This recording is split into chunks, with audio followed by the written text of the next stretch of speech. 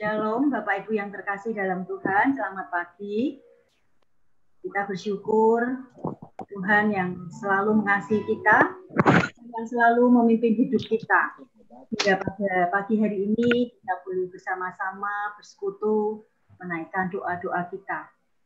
Mari kita akan pujikan Tuhan memimpin hidupku. Thank you, ulang tahun.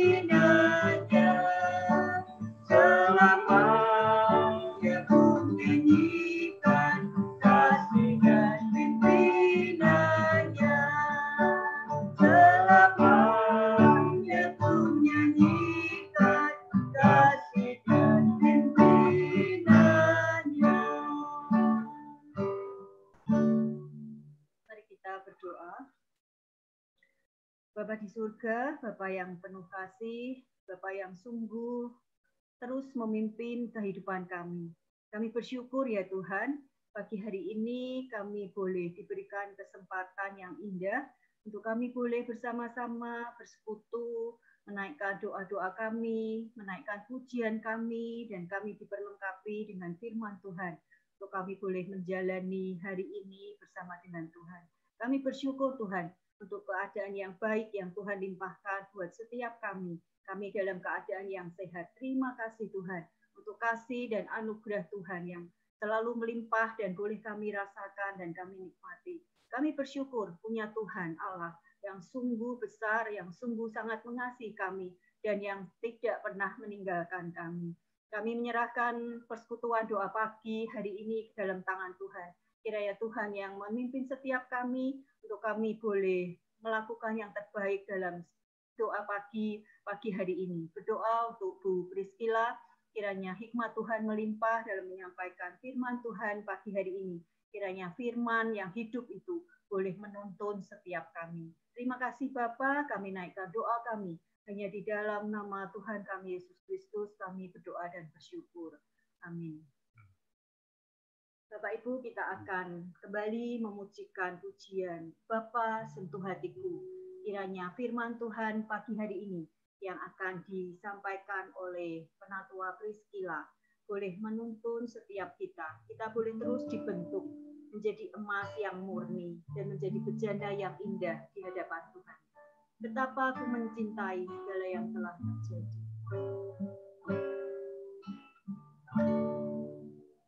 Betapa aku mencintai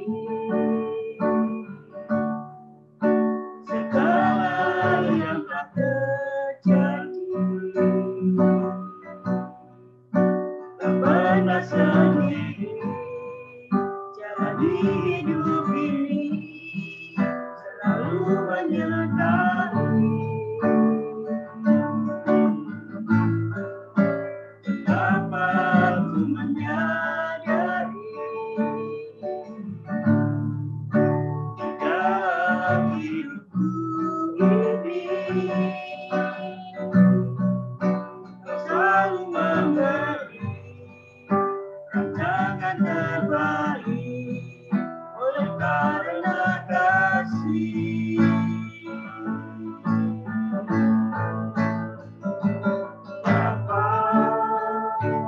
Sentuh hatiku, ubah hidupku menjadi yang baru, bagai emas yang murni.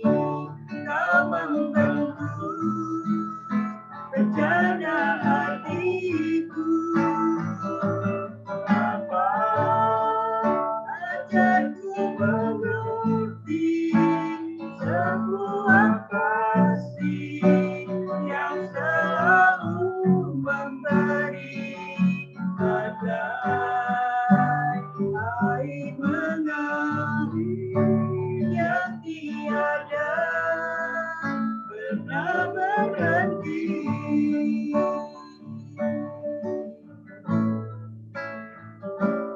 Aku menyadari di dalam hidupku ini kau selalu memberi rancangan terbaik oleh karena kasih. Bapa sentuh hatiku, Bapa sentuh hatiku, ubah hidupku menjadi yang baru, bagai emas yang murni. Kau membentuk rencana hatiku.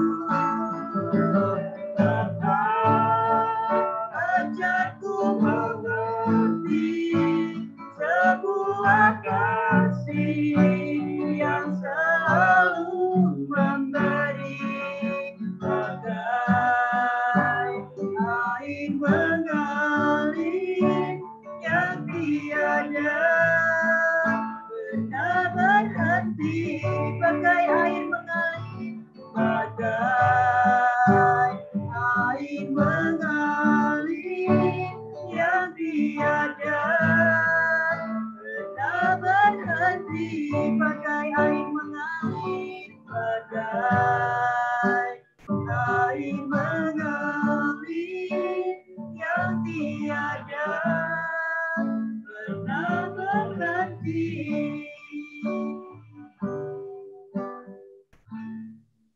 Silakan Bu Priscilla. Selamat pagi, Bapak Ibu semuanya. Shalom, selamat pagi. Mari sebelum kita mendengarkan firman Tuhan, kita terlebih dahulu berdoa. Bapa kami yang di surga, kami mengucap syukur dan terima kasih Tuhan untuk pagi hari di mana kami boleh bersekutu datang ke hadirat-Mu ya Tuhan. Kiranya Tuhan sendiri akan memimpin persekutuan kami pada pagi hari ini dari awal hingga akhir ya Tuhan. Tuhan memakai sarana internet yang kami gunakan dan juga sarana Zoom yang kami gunakan untuk ibadah kami pada pagi hari ini. Tuhan memberkati pemberitaan firman-Mu Tuhan. Pakailah hamba-Mu yang terbatas ini Tuhan menjadi saluran berkat-Mu pada pagi hari ini. Kiranya Tuhan menyembunyikan hamba-Mu di belakang salib-Mu, biarlah kemuliaan Tuhan sajalah yang nyata di dalam kehidupan kami. Terima kasih ya Tuhan Yesus, ampuni segala kesalahan dan dosa-dosa kami Tuhan, sehingga berkat Tuhan tidak terhalang oleh karena dosa-dosa kami. Terima kasih ya Bapa di surga, kami menyerahkan waktu ini di dalam pimpinan dan penyertaan Tuhan. Hanya di dalam nama Tuhan Yesus kami berdoa. Amin. Selamat pagi Bapak Ibu semuanya. Senang bisa berjumpa kembali walaupun melalui Zoom. Pada pagi hari ini saya akan menyampaikan firman mengenai sahabat sejati ya. Sahabat sejati adalah seorang teman yang selalu ada untukmu saat susah maupun senang. Ia akan selalu menyemangatimu dan mendukungmu dalam kehidupanmu. Bapak Ibu yang terkasih, setiap kita yang ada di sini pernah punya teman akrab yang bisa kita sebut sebagai sahabat ya. Apa yang membuat seseorang bertemu dan menjadi sahabat, dan mengapa kita butuh punya sahabat? Karena kita adalah makhluk sosial ya, yang tidak bisa menjalani hidup sendiri. Kita saling membutuhkan satu dengan yang lain, saling melengkapi. Karena kita ada keinginan untuk selalu ingin berjumpa. Kita juga butuh orang yang selalu bisa mendukung dan mensupport kita. Kita butuh seorang yang bisa mendengarkan keluh kesah, segala sedih dan mengingatkan kita jika kita melakukan kesalahannya. Kita bisa punya banyak teman atau sahabat, tapi tidak semua bisa menjadi teman atau sahabat yang baik. Jadi kita harus memilih orang yang bisa menjadi teman atau sahabat kita. Terkadang sahabat itu melebihi karib dari seorang saudara. Saya bacakan Amsal 18 ayat 24. Ada teman yang mendatangkan kecelakaan, tetapi ada juga sahabat yang lebih karib dari seorang saudara. Jadi di antara kita pasti ada yang mengalami masalah dengan teman atau sahabat ketika sahabat kita tidak tulus, tidak mendukung niat baik kita, mungkin mengkhianati, bahkan merugikan kita. Itu sering saya dengar dari kesaksian-kesaksian seperti saudaranya Yaya juga pernah dikhianati oleh teman baiknya ya ketika join bisnis seperti itu, dan juga banyaklah mungkin teman-teman semua yang mungkin pernah merasa dikhianati oleh teman bisnis kita, teman dari pekerjaan kita, teman dari sekolah waktu kita kuliah seperti itu.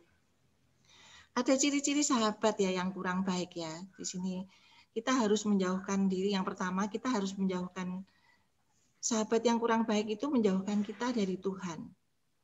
Di sini ada 2 Tawarikh 19 ayat 2 saya baca. Ketika itu Yehu bin Hanani, pelihat itu pergi menemuinya dan berkata kepada Raja Yosafat, sewajarnyakah engkau menolong orang fasik dan bersahabat dengan mereka yang membenci Tuhan? Karena hal itu murka Tuhan, karena hal itu Tuhan murka terhadap engkau. Yosafat berteman dengan besanya yaitu Raja Ahab, dan Raja Ahab tidak mendengarkan apa yang dikatakan Tuhan melalui Nabi Mika. Jadi dia nggak percaya ya kalau Nabi Mika ini adalah orang yang diutus Tuhan untuk menyampaikan maksud Tuhan atau perkataan Tuhan, sehingga selalu yang dikatakan Mika adalah merupakan hal yang menjadi hal yang tidak diterima oleh Raja Ahab waktu itu. Kemudian yang kedua, sahabat itu mengecewakan. Kita beberapa hari ini membaca mengenai kisah Ayub ya. Bagaimana kisah Ayub ini betul-betul dialami oleh Ayub, dan dia mengalami penderitaan yang luar biasa. Dia mengharapkan mungkin teman-temannya, sahabat-sahabatnya itu datang untuk memberikan penghiburan, tetapi apa yang diterima oleh Ayub, bahkan Ayub sempat marah kepada sahabat-sahabatnya karena sahabatnya sungguh menghakimi dia, sahabatnya itu membuat dia semakin terpuruk ya, seperti itu. Dia tidak punya pegangan, dia seolah-olah berdiri sendiri. Padahal sahabat itu di sini diinginkan untuk bisa mensupport dia, mendukung dia, menghibur dia, tetapi yang didapatkan dari sahabat-sahabatnya adalah menghakimi. Dia sahabatnya mungkin menuduh Ayub sudah berbuat dosa kepada Tuhan sehingga dia mengalami hal-hal yang seburuk seperti itu yang pernah dialami oleh Ayub saat ini. Di ayat 32 ayat 3, Ayub 32 ayat 3, dan ia juga marah terhadap ketiga orang sahabat itu karena mereka mempersalahkan Ayub meskipun tidak dapat memberikan sanggahan. Ya, di sini bagaimana Ayub dihakimi, Ayub dituduh bersalah, Ayub tidak mendapatkan dukungan dan penghiburan dari teman-temannya seperti itu. Dan sehingga Ayub bisa marah terhadap sahabat-sahabatnya. Sahabat yang ketiga, sahabat menjerumuskan ya. Di sini saya baca Ester 5 ayat 14. Lalu kata Seres istrinya dan sahabat-sahabatnya kepadanya, suruhlah orang membuat tiang yang tingginya 50 hasta dan persembahkanlah besok pagi kepada raja, supaya Mordekai disulakan orang pada tiang itu, kemudian dapatlah engkau bersukacita pergi bersama-sama dengan raja ke perjamuan itu. Hal itu dipandang baik oleh Haman, lalu ia menyuruh membuat tiang itu. Di sini sungguh sangat disayangkan ya kalau kita memilih sahabat yang salah, seperti halnya sahabatnya Haman, dia tidak malah memberi tahu yang baik, yang benar, tetapi dia malah menjerumuskan Haman sehingga Haman mengambil keputusan yang salah dan bahkan tiang itu adalah tiang yang diperuntukkan untuk dirinya sendiri. Saya baca Amsal 17 ayat 17. Seorang sahabat menaruh kasih setiap waktu dan menjadi seorang saudara dalam kesukaran dan mencari sahabat yang baik dan benar. Tidak selalu mencari di sini saya ulangi ya, Amsal 17 ayat 17, seorang sahabat menaruh kasih setiap waktu dan menjadi seorang saudara dalam kesukaran. Dalam mencari sahabat yang benar, kita harus memperhatikan hal sebagai berikut ya. Sahabat itu tidak selalu mencari keuntungan pribadi. Kita lihat persahabatan yang tulus antara Yonatan dan Daud adalah persahabatan yang sejati. Berpadulah di sini di Mazmur, saya lupa mencatatnya, Mazmur berapa ini? Berpadulah jiwa Tawarikh ya, berpadulah jiwa Yonatan dan jiwa Daud. Yonatan mengasihi dia seperti jiwanya sendiri. Kasih mereka melebihi kasih dari hubungan darah. Bukti kasih dan kesetiaan Yonatan terhadap Daud adalah ketika Saul mencoba membunuh Daud ya.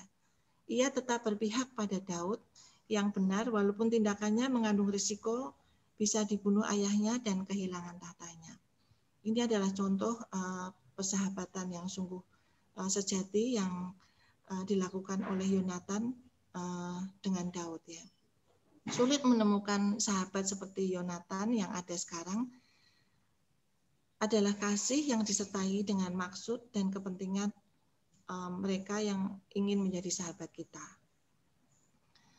Kemudian sahabat itu harus saling memberi ya dan menerima kerelaan, menasihati dan dinasihati, mendoakan dan didoakan.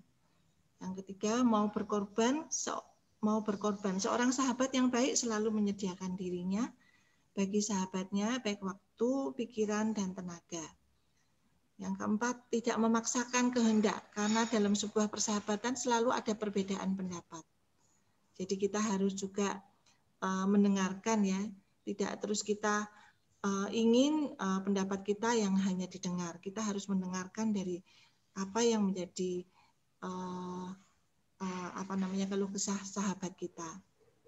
Mendengar itu kadang-kadang hanya cuman mendengar saja itu mungkin sudah bisa menghibur mereka gitu, mereka yang sedang mengalami kesusahan. Seperti halnya kemarin Ayub, coba kalau sahabatnya itu cuman cukup diam saja dan mendengarkan keluh kesah Ayub, mungkin Ayub malah lebih bisa menerima ya daripada sahabatnya hanya mencaci, menyalahkan, menghakimi seperti itu, sehingga malah membuat Ayub menjadi sangat merasa sangat benar-benar tertekan seperti itu. Sahabat menerima adanya baik kekurangan maupun kelebihan. Kemudian sahabat itu memaksimalkan potensi dari sahabat sekalipun tidak menguntungkan pribadi kita. Ini contohnya ya, kita selalu mensupport ya, walaupun mensupport seseorang yang mungkin mencoba, misalnya mencoba usaha yang baru, kita coba dukung mereka supaya dia pun bisa berkembang dari usahanya seperti itu. Itu adalah contoh sahabat yang baik yang bisa mensupport dan bisa mendukung dari sahabatnya. Kemudian sahabat itu memberi dukungan dan saran yang baik demi sahabatnya. Jadi siapapun bisa menjadi sahabat kita kalau memenuhi kriteria di atas ya. Sahabat itu bisa dari teman sekolah kita, teman pelayanan, teman kerja, suami bisa menjadi sahabat bagi istri, dan sebaliknya. Bapak atau ibu bisa jadi sahabat bagi anak-anaknya, kakak dan adik bisa menjadi sahabat bagi adiknya atau kakaknya. Saya punya teman ya, kebetulan waktu itu saya kuliah, awal pertama itu saya sama Meyin, istrinya Pak Alep ya. Waktu itu satu kos ya. Saya lihat bahwa Meyin ini menjadi sahabat saya yang baik karena dia itu mensupport saya, mendukung saya. Terus terang saya nggak serajin seperti Meyin ya. Meyin itu bisa sangat rajin sekali dalam hal belajar ya, sangat tekun sekali dalam belajar. Dan dia suka terheran-heran melihat saya, kok kamu santai ya katanya gitu. Ayo dong belajar supaya aku juga semangat seperti itu. Jadi dia menjadi teman, walaupun saya sangat singkat sekali berteman dengan Meyin, waktu satu kosnya mungkin hanya 1 tahun dan kemudian dilanjutkan pindah kos, tapi saya tidak satu kamar. Tapi saya sungguh aura belajar itu ditimbulkan oleh Meyin, sehingga saya paling tidak itu mempunyai dorongan seperti ini ya untuk bisa mencapai sukses, sehingga saya itu sungguh bangga karena ternyata Meyin itu juga termasuk satu-satunya orang yang lulus kumlot saat itu dan paling cepat ya, karena dia itu memang sangat rajin sekali. Itu kenangan saya sama Meyin waktu itu. Saya juga setelah Meyin saya juga punya teman-teman di waktu kuliah ya, itu ada 3 orang teman yang selalu bersama-sama saya saat kuliah. Jadi duduknya bersama, kita pergi makan bersama, selalu bersama-sama. Tetapi teman saya ini yang saya anggap itu baik, ternyata ya memang baik, hanya sifat-sifat baiknya hanya sebatas itu aja. Tetapi ketika pas waktu itu saat ada persiapan ujian ya, saya ke rumah teman saya itu, kebetulan 2 teman saya itu satu kos ya. Saya ke tempat teman saya udah jauh-jauh ke tempat dia, saya ngajakin, ayo kita belajar, malah diketawain. Hah? Hari gini mau belajar, kata gitu. Ini kan masih lama ulangannya gitu. Padahal kalau bagi saya itu udah waktunya udah sangat dekat karena tinggal Jumat, Sabtu, Minggu, Selasa itu ulangannya, ujiannya gitu. Tetapi ketika saya datang ke sana, saya udah jauh-jauh ingin bersama-sama belajar, teman saya malah tidak mensupport saya, malah sepanjang hari setengah hari saya di sana itu hanya untuk bercanda dan juga membicarakan hal-hal yang itu tidak berarti seperti itu. Itu sungguh saya seperti datang ke situ membuang-buang waktu gitu. Dalam baik saya dalam pembicaraan itu saya tidak mengalami kesukaan ya, maksud damai sejahtera ketika saya itu datang ke situ, tetapi waktu yang saya gunakan ini benar-benar terbuang karena niat saya adalah datang ke situ untuk belajar seperti itu. Jadi di sini teman-teman saya ternyata itu bukan teman-teman yang mendukung, yang bisa mensupport kita dalam keadaan kita mungkin ingin maju, ingin berprestasi, tapi mereka malah santai, mereka malah menghina kita, kenapa kita secepat itu mau belajar seperti itu.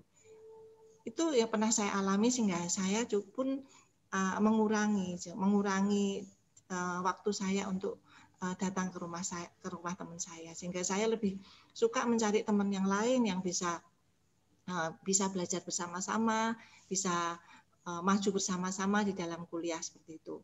Itu juga saya alami ketika hampir akhir kuliah ya, saya berteman dengan 12 teman saya, yaitu 6 perempuan, 6 laki-laki.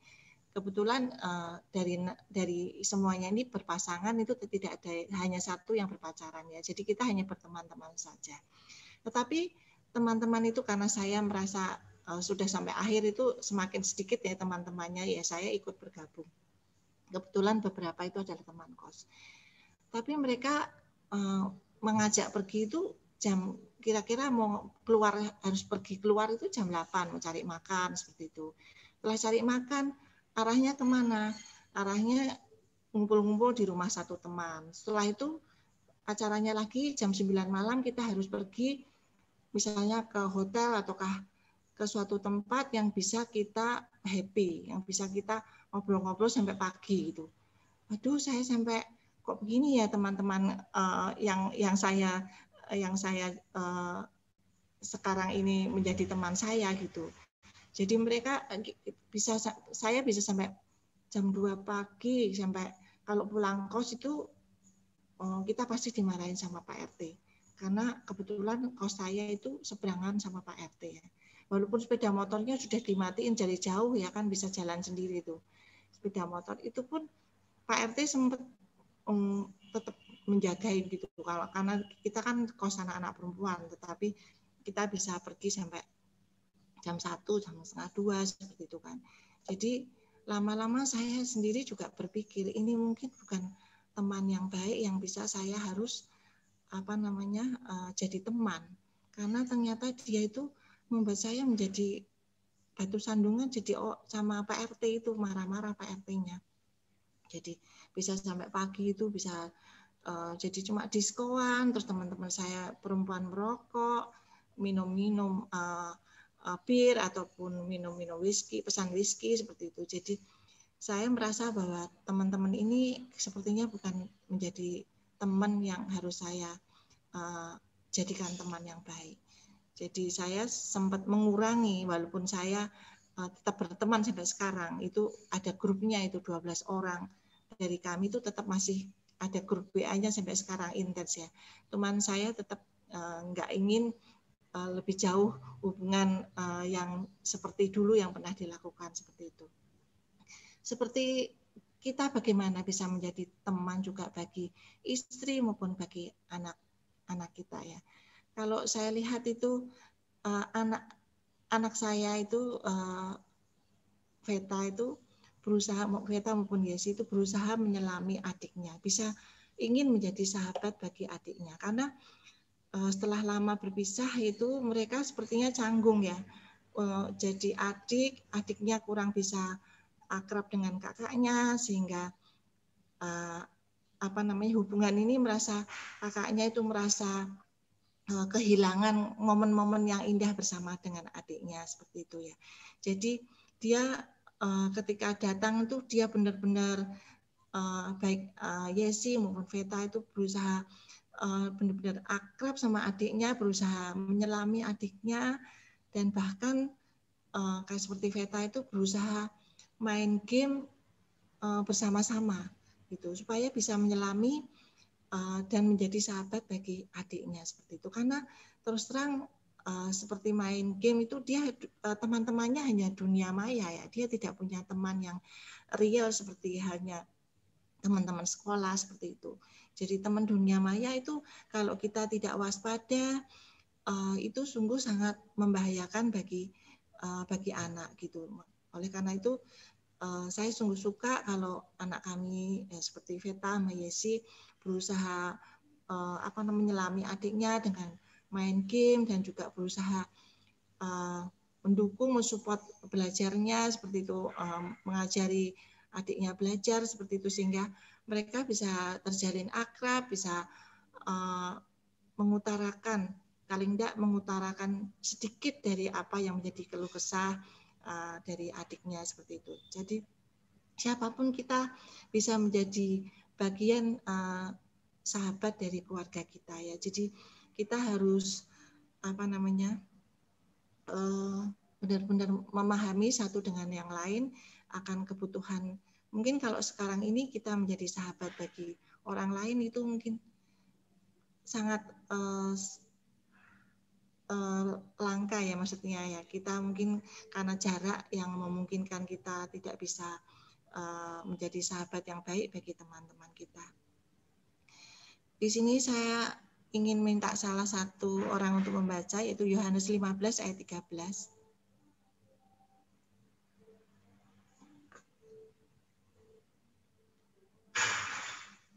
Yohanes 15 ayat 13, mungkin ada salah satu orang yang bisa membaca.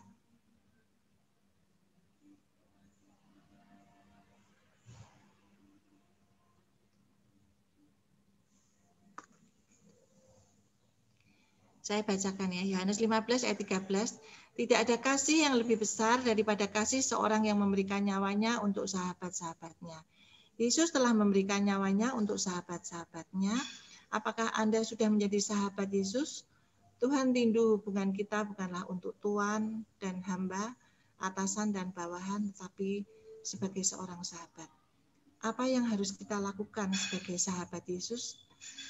Yohanes 15 ayat 12, inilah perintahku, yaitu supaya kamu saling mengasihi seperti aku telah mengasihi kamu. Yohanes 15 ayat 14, kamu adalah sahabatku jikalau kamu berbuat apa yang kuperintahkan kepadamu. Karena itu kita harus belajar untuk selalu saling mengasihi agar kita bisa menjadi sahabat yang baik dan benar bagi orang lain. Kita harus buktikan di zaman yang sulit dan penuh persaingan kita bisa menjadi sahabat bagi orang lain. Kiranya Tuhan Yesus memberkati dan ya Tuhan juga bisa menjadikan kita sahabat-sahabat bagi orang lain dan kita juga bisa menjadi berkat bagi orang lain karena kita bisa peduli dan juga kita selalu bisa mensupport orang yang membutuhkan pertolongan kita. Terima kasih, kiranya firman Tuhan yang singkat ini boleh memberkati kita semua. Tuhan Yesus memberkati. Terima kasih Bu Priscilla untuk firman Tuhan yang sudah disampaikan. Kiranya Tuhan Yesus sebagai sahabat sejati kita yang sudah memberikan teladan yang terbaik buat kita. Kita boleh menjadi sahabat-sahabat sejati bagi teman-teman kita, bagi khususnya untuk GKMI Pengharapan. Mari Bapak Ibu kita akan naikkan doa-doa syafaat kita di hadapan Tuhan. Kita akan kembali melihat pokok-pokok doa yang kemarin sudah saya bagikan.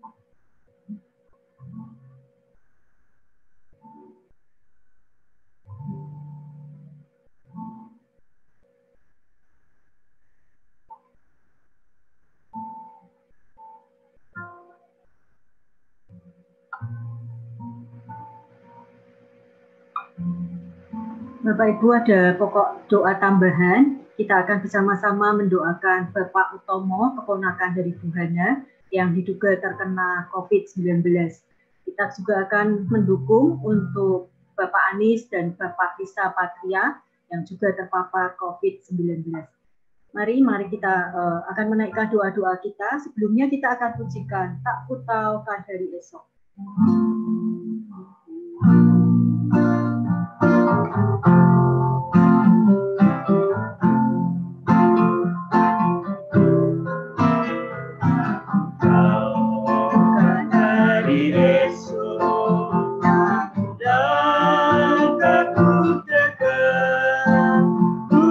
Sudah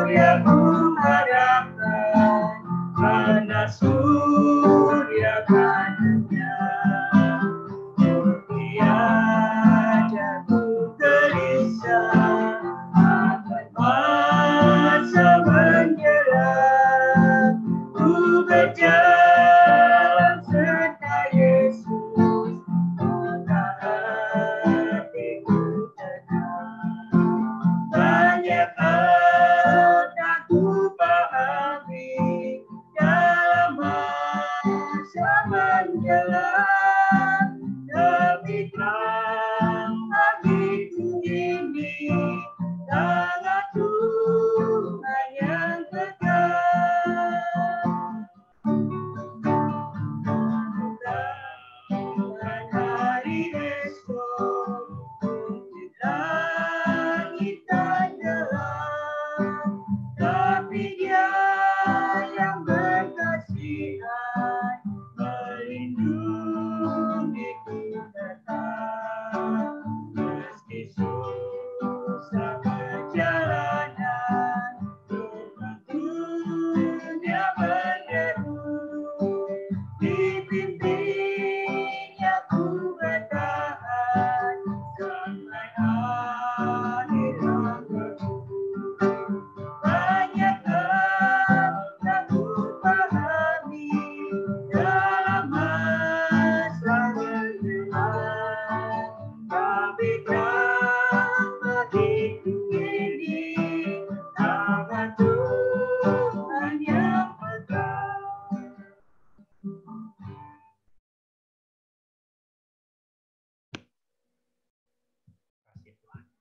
Kami menyerahkan untuk jemaat-jemaat GKMI Pengharapan. Ya Tuhan akan terus memberkati kami semua.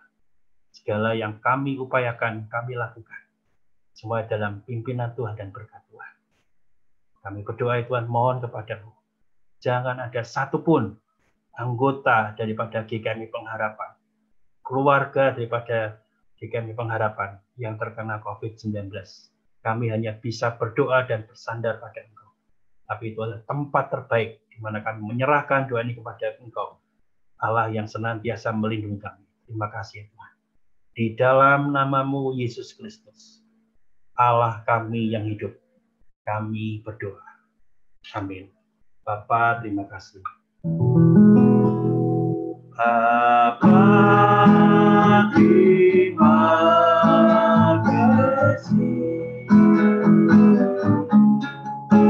Bapa, terima kasih.